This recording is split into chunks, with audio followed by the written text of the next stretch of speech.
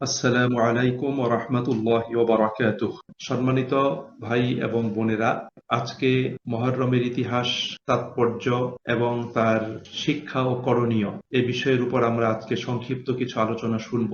আমরা জানি যে মুহররম মাসকে কেন্দ্র করে মুসলিম বিশ্বে এমন কিছু কার্যক্রম হয়ে আসছে যে কার্যক্রমগুলোর অনেকগুলো ইসলামী শরিয়াহ অনুমোদন করে না। আবার ইসলামী শরিয়াহ আমাদেরকে এ মাসে কিছু করণীয় নির্ধারণ করে দিয়েছে যে বিষয়গুলো আমাদের প্রত্যেকের করা উচিত। কোরআনুল কারীমের ৯ নম্বর সূরা সূরা তাওবার ৩৬ নম্বর আয়াতে কারিমাতে আল্লাহ তাআলা বলেন, ইন্না ইদ্দাতাশ শুহুর, নিশ্চয়ই মাসসমূহের গণনায়, ইনদাল্লাহ, আল্লাহ পাকের কাছে, ইসনা আশারা শাহরান, ১২টি মাস, যে বছরের মাসসমূহের গণনায় আল্লাহ পাকের নিকট ১২টি মাস এটা নির্ধারিত। ফি কিতাবিল্লাহ, আল্লাহ পাকের কিতাবে। ইয়াউমা খালাকাস সামাওয়াতি ওয়াল আরদ, যেদিন তিনি আকাশমণ্ডল এবং পৃথিবী সৃষ্টি করেছেন সেদিন থেকে। মিনহা আরবাআতুন হুরুম, এবং সেই ১২টি মাসের মধ্যে ৪টি মাস হলো পবিত্র, সম্মানিত। যালিকাদ দীনুল কাইয়্যিম, এটাই হলো প্রতিষ্ঠিত দিন। ফালা তাযলিমু ফীহিন্না আনফুসাকুম, সুতরাং তোমরা এই মাসগুলোতে নিজেদের প্রতি জুলুম করো না। অকাতিলুল মুশরিকিনা কাফাহ, আর তোমরা সম্মিলিতভাবে মুশরিকদের বিরুদ্ধে লড়াই করো। কামা ইউকাতিলুনাকুম কাফাহ, যেমনি ভাবে তারা সম্মিলিতভাবে ঐক্যবদ্ধভাবে তোমাদের বিরুদ্ধে লড়াই করে। ওয়ালামু, জেনে রাখো, আন্নাল্লাহা মাআল মুত্তাকিন, নিশ্চয়ই আল্লাহ তাআলা মুত্তাকিদের সাথে রয়েছেন। হাদিসে কারিমাতে রাসূল করিম সাল্লাল্লাহু আলাইহি ওয়াসাল্লামের বক্তব্য এভাবে এসেছে যে আলী রাদিয়াল্লাহু আনহু নবী করিম সাল্লাল্লাহু আলাইহি ওয়াসাল্লামকে জিজ্ঞাসা করেছিলেন, ইয়া রাসূলুল্লাহ, রমাদানের পরে আপনি আমাকে কোন মাসে সিয়াম পালনের জন্য নির্দেশ প্রদান করেন? তখন রাসূল করিম সাল্লাল্লাহু আলাইহি ওয়াসাল্লাম তাকে বলেছিলেন, তুমি যদি রমাদানের পরে অন্য কোনো মাসে সিয়াম পালন করতে চাও তাহলে তুমি মুহররম মাসে সিয়াম পালন করো। ফাইন্নাহু শাহরুল্লাহ, কেননা মুহররম মাসটা হলো আল্লাহ তাআলার মাস।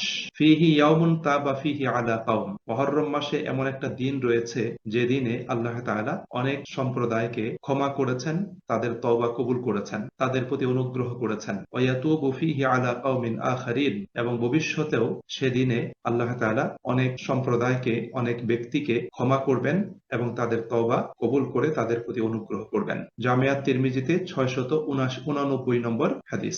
সম্মানিত ভাই এবং বোনেরা, মুহররম আরবি বর্ষপঞ্জির প্রথম মাস, এবং এই বর্ষপঞ্জির ভিতরে আল্লাহ তাআলার কোরআনের বক্তব্য অনুযায়ী ৪টি মাস হলো পবিত্র, সম্মানিত। তন্মধ্যে মুহররম অন্যতম। মুহররম শব্দের অর্থই হলো পবিত্র এবং সম্মানিত। কোরআন এবং হাদিসে এই নামের গুরুত্ব এবং ফজিলত তুলে ধরা হয়েছে। আল্লাহ তাআলাও এই মাসের গুরুত্ব তুলে ধরেছেন এবং রাসূল করিম সাল্লাল্লাহু আলাইহি ওয়াসাল্লাম এই মাসের গুরুত্ব এবং তাৎপর্য সম্পর্কে বেশ আলোচনা করেছেন। আবহমান কাল থেকে এ মাসকে সম্মান এবং মর্যাদার চোখে দেখা হয়। আমি হাদিস যেটা উল্লেখ করেছি সেই হাদিসে মুহররম মাসকে আল্লাহ তাআলার মাস বলা হয়েছে, যে মুহররম মাসটা হলো আল্লাহ তাআলার মাস।